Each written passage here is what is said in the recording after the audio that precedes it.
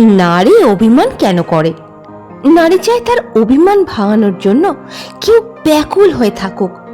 প্রচণ্ড অভিমানে সবকিছু থেকে নিজেকে গুটিয়ে রাখে, নিজেকে আড়াল করে রাখে।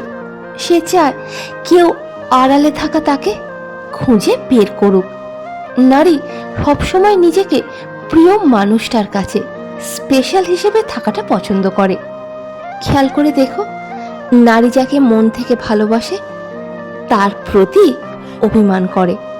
যাকে ভালোবাসেই না তার সাথে অভিমান করার কোনো প্রশ্নই আসে না। আর তাই একজন নারী যতই অভিমান নিয়ে বসে থাকুক না কেন, যার সাথে সে অভিমান করে সেই মানুষটা ছাড়া আর কেউ তার অভিমান ভাঙাতেই পারে না।